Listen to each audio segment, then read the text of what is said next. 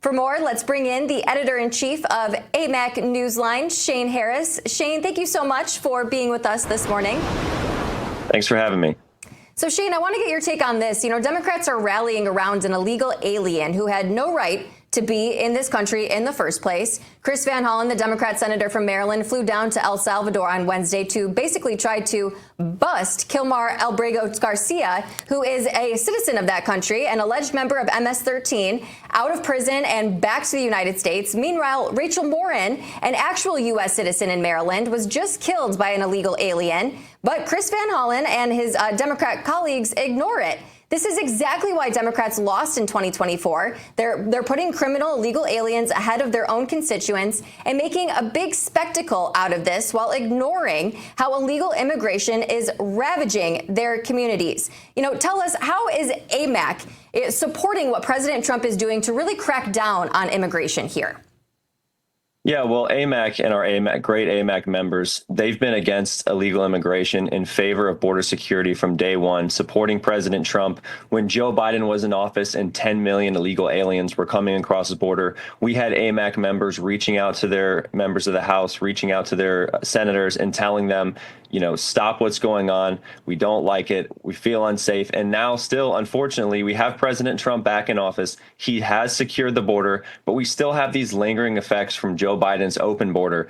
And, you know, what happened to Rachel Morin was a tragedy, and it was an avoidable tragedy. And I think that's what makes people so angry, so frustrated, is that every crime we see perpetrated by an illegal alien is a preventable tragedy. And while you have senators like Senator Van Hollen going down to El Salvador to, as you said, try to essentially bust a citizen of that country out of prison, he's ignoring his own constituents. He's calling Abrego Garcia his constituent. That's not true. His constituent is Rachel Morin, is Patty Morin, who was at the White House yesterday talking about what happened to her daughter. If you listen to that, it's heartbreaking to hear.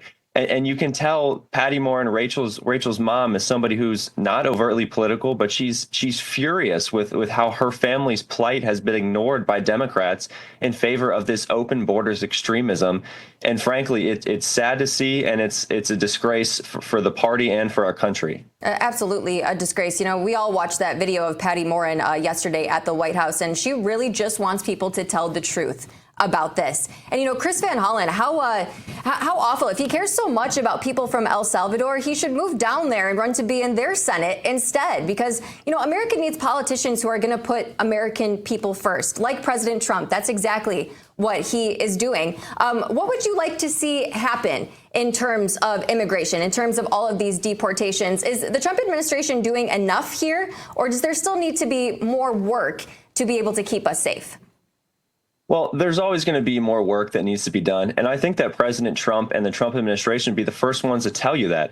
And something that I'd like to see is all of these rogue district court judges trying to stop the Trump administration from enforcing immigration law, from deporting illegal aliens. That has to stop, because what happened to Rachel Morin is just going to keep happening if we have some judge in some state who decides that he wants to stop what the federal government is doing to keep us safe, to enforce the law. And until that happens, as long as we have unelected judges sitting on these benches, issuing these nationwide injunctions, telling President Trump he has to turn around deportation flights, that they have to go down to El Salvador and basically kidnap one of their citizens and bring them back here. As long as we have that, as long as we have judges trying to throw a wrench into what President Trump is trying to do, we're not going to be as safe as we deserve to be as a people. Yeah, absolutely. Great point. Shane Harris, thank you so much for joining us.